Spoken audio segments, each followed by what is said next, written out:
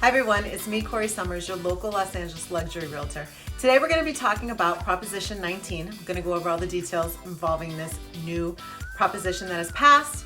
If you haven't subscribed to my YouTube channel yet, please click the subscribe button as well as that bell for update. I'll be right back.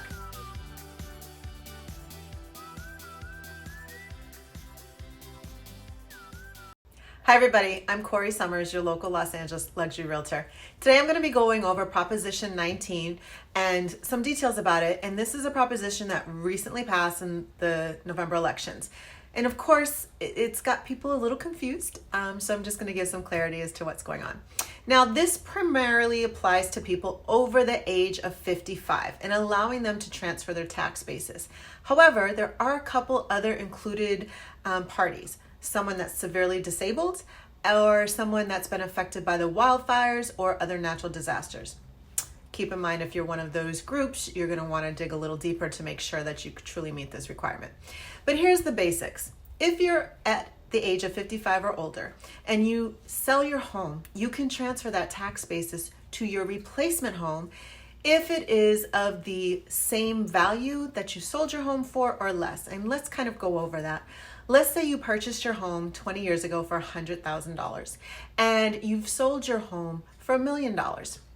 That means you can buy a new home at $1 million and you'll have the same tax basis of the $100,000, or you could apply the tax basis of the $100,000 and the difference of the market value. So let's say that home that you bought at $100,000, you sold for $500,000 and you are stepping up to a replacement property of $1 million. There's a $500,000 difference. So your tax basis for the first $500,000, which is the sale price of your current property, goes towards your replacement property, and then that difference of $500,000 is added on, which is a total of a tax basis of $600,000.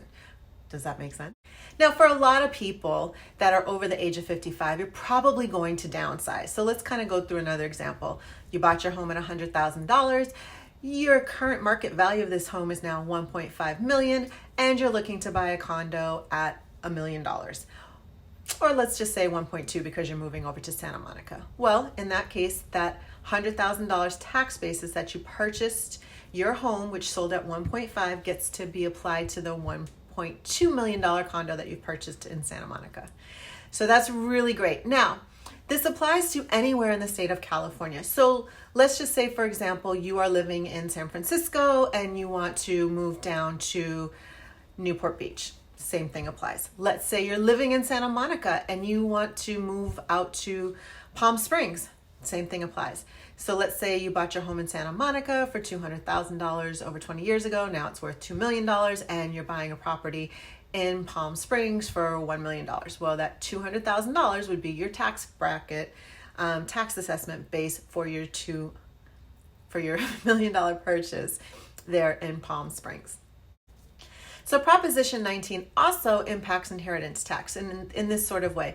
Let's say you're 40 years old and your grandparents have both passed and they willed the property to you. So you have inherited this property.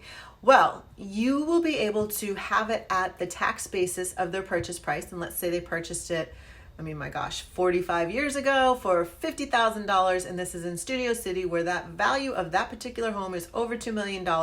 As long as that becomes your primary residence, meaning you have your own home, but you decide, hey, I'm going to rent out my home and go move into my grandparents' home, you will be taxed on that tax basis that they purchased the home for, which is amazing. Now, if you are already in your home and you're like, this is now an investment property, you're not going to get that benefit. So just be aware of that.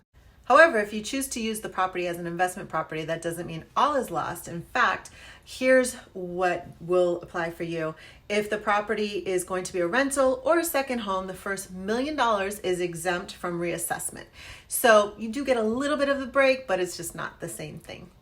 So hopefully this information has been helpful to you in understanding the basics of Proposition 19. Now I have a handout below which goes into a little bit more detail, a little bit more of a resource to help you in case this is something that applies to you. And it might be something that you want to talk to your parents about if they're planning on leaving you their property, or if you yourself are planning on leaving your children your property or grandchild, you might want to just dive in a little deeper. There's professionals that can help you.